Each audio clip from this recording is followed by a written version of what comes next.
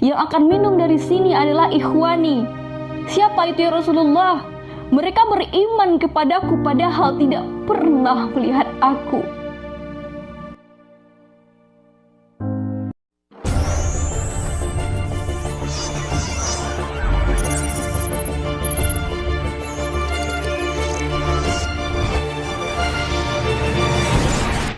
Hai, assalamualaikum warahmatullahi wabarakatuh. Kembali lagi bersama aku Riana.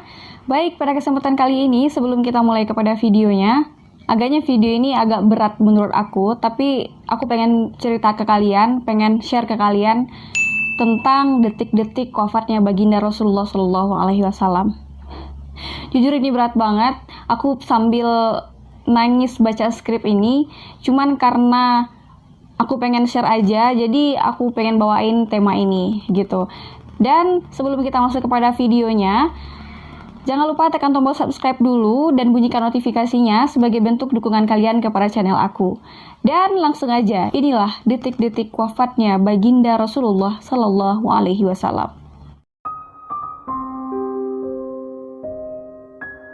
Baginda Rasulullah Shallallahu Alaihi Wasallam wafat pada hari Senin pada tanggal 12 Rabiul Awal tahun 11 Hijriah atau 633 Masehi. Beliau wafat pada usia 63 tahun lebih 4 hari. Isyarat dekat ajalnya Rasulullah Shallallahu Alaihi Wasallam dimulai ketika beliau beriktikaf selama 20 hari di bulan Ramadan pada tahun 10 Hijriah. Kemudian di Padang Arafah, saat beliau melaksanakan haji wada, Rasulullah bersabda, "Aku tidak tahu pasti, barangkali setelah tahunku ini, aku tidak akan pernah bertemu lagi dengan kalian di tempat wukuf ini untuk selamanya." Ibnu Mas'ud radhiyallahu anhu berkata, ketika ajal Rasulullah sudah dekat, Rasulullah mengumpulkan kami di rumah Aisyah radhiyallahu anha. Kemudian Rasulullah memandang kami sambil berlinangan air mata, lalu bersabda, "Marhaban bikum. Semoga Allah memanjangkan umur kalian semua. Semoga Allah menyayangi, menolong, dan memberikan petunjuk kepada kalian semua." Lantas kami bertanya, "Bilakah ajal Rasulullah, wahai Rasulullah?"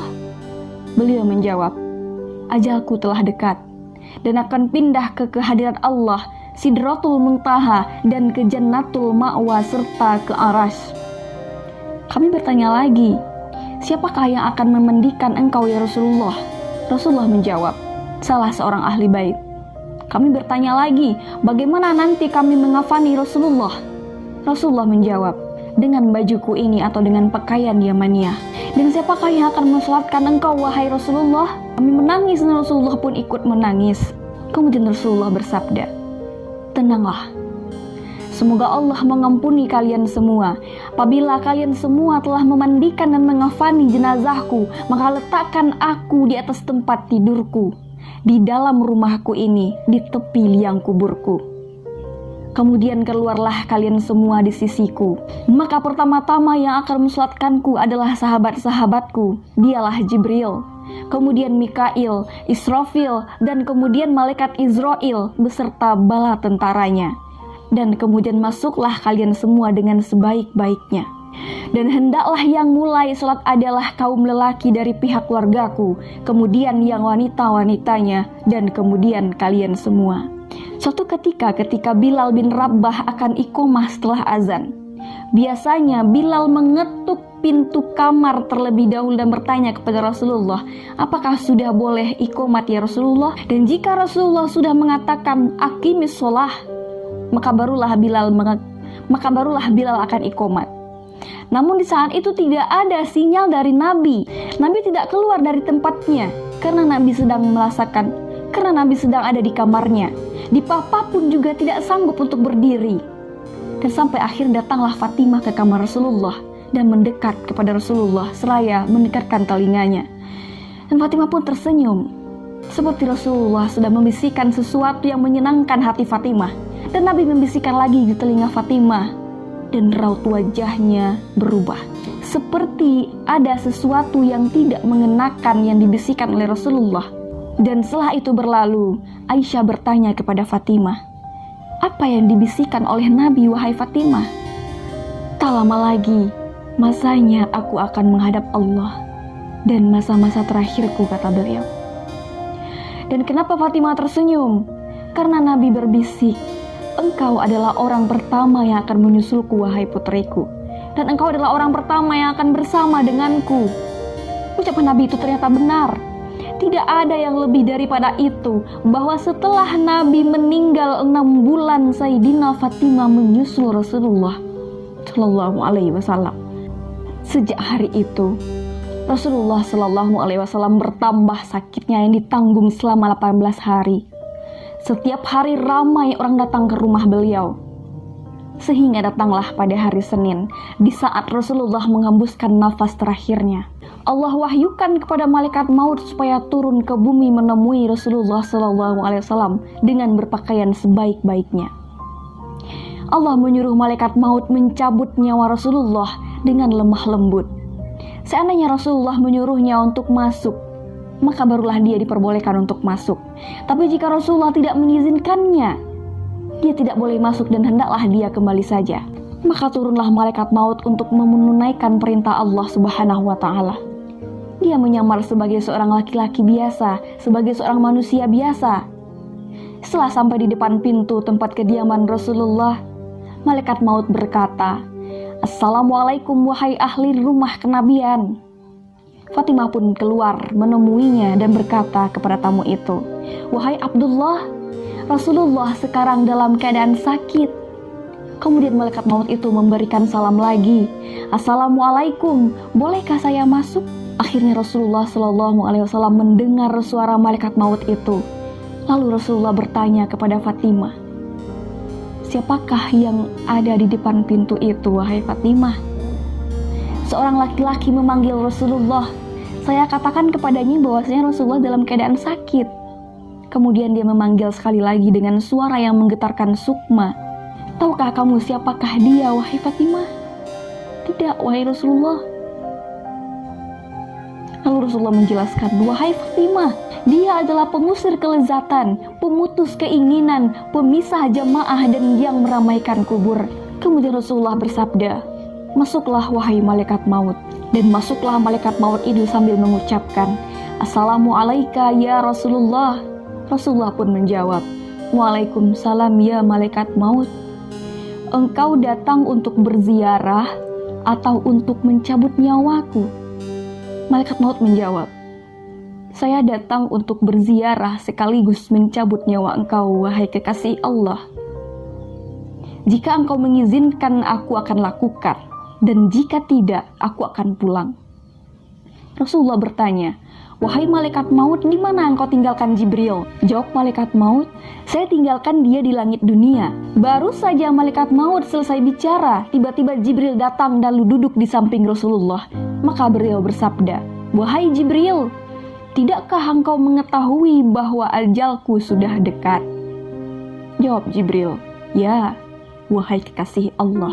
Seterusnya Rasulullah bersabda, "Beritahu kepadaku, wahai Jibril, apakah yang telah disediakan Allah untukku di sisinya?" Jibril pun menjawab, bahwasanya pintu-pintu langit telah dibuka, sedangkan malaikat-malaikat telah berbaris dan menyambut rohmu. Rasulullah bersabda, "Segala puji dan syukur bagi Tuhanku. Wahai Jibril, apalagi yang telah disediakan Allah untukku?" Jibril menjawab lagi, bahwasanya pintu-pintu surga telah dibuka dan bidadari-bidadari telah berhias, sungai-sungai telah mengalir dan buah-buahannya telah ranum, semuanya menanti kedatangan rohmu, wahai kasih Allah. Rasulullah bersabda lagi, "Segala puji dan syukur untuk Tuhanku. Wahai Jibril, beritahu lagi kepadaku apa yang disediakan Allah untukku." Jibril menjawab, "Allah memberikan berita gembira untukmu ya Rasul. Engkaulah yang pertama-tama diizinkan sebagai pemberi syafaat kepada umatmu di hari kiamat nanti." Kemudian Rasulullah bersabda, "Segala puji dan syukur aku panjatkan kepada Tuhanku. Wahai Jibril, beritahu kepadaku lagi tentang kabar yang menggembirakan aku." Jibril bertanya, "Wahai kekasih Allah, apa sebenarnya yang ingin engkau tanyakan?" Rasulullah menjawab, "Tentang kegelisahanku. Apakah yang akan diperoleh oleh orang-orang yang membaca Al-Quran sesudahku? Apakah yang akan diperoleh orang-orang yang berpuasa pada bulan Ramadan sesudahku? Dan apakah yang akan diperoleh orang-orang yang berziarah ke Baitul Haram sesudahku? Jibril pun menjawab, saya membawa berita gembira untuk Rasulullah. Sesungguhnya Allah telah berfirman, aku telah mengharamkan surga bagi semua nabi dan umatnya, sampai engkau dan umatmu memasukinya terlebih dahulu. Maka bersabdalah Rasulullah, sekarang tenanglah hati dan perasaanku, wahai malaikat maut, mendekatlah kepadaku. Lalu malaikat maut pun mendekat kepada Rasulullah. Dan Ali pun bertanya, wahai Rasulullah, siapakah nanti yang akan memandikan engkau dan siapakah yang nanti yang akan mengafani engkau, wahai Rasulullah? Rasulullah menjawab, adapun yang akan memandikan aku adalah engkau, wahai Ali. Sedangkan Ibnu Abbas menyiramkan air dan Jibril akan membawa hanut, minyak wangi dari dalam surga. Kemudian malaikat maut pun mencabut nyawa Rasulullah. Apa ini, wahai Israel? Ini adalah sakaratul maut ya Rasulullah. Kemudian Nabi Muhammad mengangkat kedua tangannya dan mengucapkan, tidak ada Tuhan selain Allah. Sungguh dalam kematian ada sakitnya, sakit kematian, yaitu sakaratul maut. Kemudian Rasulullah memohon kepada Allah, ya Allah, ringankan sakaratul mautku ini. Dijawab oleh Israel, ya Rasulullah, itu sudah aku ringankan 70 kali. Nabi Muhammad pun menoleh kepada Israel. Apa, wahai Israel? Sudah engkau ringankan 70 kali keringanan. Iya ya Rasulullah, sungguh aku tidak pernah mencabut nyawa seorang hamba lebih lembut dari cara mencabut nyawa engkau. Setelah itu justru Nabi Muhammad pun menangis. Israel, 70 kali rasanya masih sakit. Iya ya Rasulullah, memang begitu sakaratul maut. Lalu bagaimana engkau mencabut nyawa umatku, wahai Israel? Dijawab oleh Israel, umatmu manusia biasa, wahai Rasulullah. Aku mencabutnya begitu saja, aku tidak bisa. Nabi Muhammad pun menangis. Tiba-tiba Nabi Muhammad mengangkat kedua tangannya kepada Allah. Ya Allah, ringankan dari umatku sakaratul maut dan bebankan hanya kepadaku. Dan perkataan Nabi Muhammad pun dikabulkan oleh Allah. Dan ternyata memang benar, Rasulullah menanggung sakit sakaratul maut sehingga digambarkan oleh Imam Bukhari. Di saat Nabi Muhammad dicabut nyawanya, Siti Aisyah yang ada di situ, Rasulullah ada di pangkuan Siti Aisyah, yang saat itu Siti Aisyah melihat keringat dingin Rasulullah keluar dari keningnya. Siti Aisyah tidak pernah melihat keluar keringat seperti itu. Bahkan saat dipegang kepala Rasulullah, panasnya melebihi panas orang biasa. Setiap kali ada kain dicelupkan ke air dan ditempelkan di kening Rasulullah, langsung mengering. Ketika roh Rasulullah sampai di pusat perut, Rasulullah berkata, wahai Jibril, alangkah pedihnya maut ini. Mendengar ucapan Rasulullah itu, Jibril memalingkan wajahnya. Lalu Rasulullah bertanya, wahai Jibril, apakah engkau tidak suka memandang wajahku? Jibril menjawab, wahai kekasih Allah, siapakah yang sanggup melihat wajah Rasulullah sedangkan dia dalam keadaan sakaratul maut? Akhirnya roh yang mulia itu meninggalkan jasad Rasulullah. Maka wafatlah manusia yang mulia itu di usia 63 tahun. Nanti, kata Rasulullah, kalian akan minum dari telaga itu. Nabi naik ke atas mimbar dan lihat, ada telaga namanya Telaga Haud, dan kalian akan minum dari telaga ini. Dan sahabat bertanya, siapa yang akan minum dari sana ya Rasulullah? Ikhwani. Jawab beliau, ikhwani, saudara-saudaraku. Saudara-saudaraku yang akan minum dari telaga itu. Kami kah itu ya Rasulullah? Tidak. Kalian ashabi, kalian sahabat-sahabatku. Yang akan minum dari sini adalah ikhwani. Siapa itu ya Rasulullah? Mereka beriman kepadaku padahal tidak pernah melihat aku. Mudah-mudahan kita termasuk ke dalamnya dan kita semua berharap dapat minum dari telaga itu. 14 abad jarak kita dengan beliau. 1432 tahun yang lalu jarak kita dengan beliau. Dia sudah memikirkan kita. Patah giginya, berdarah pelipisnya,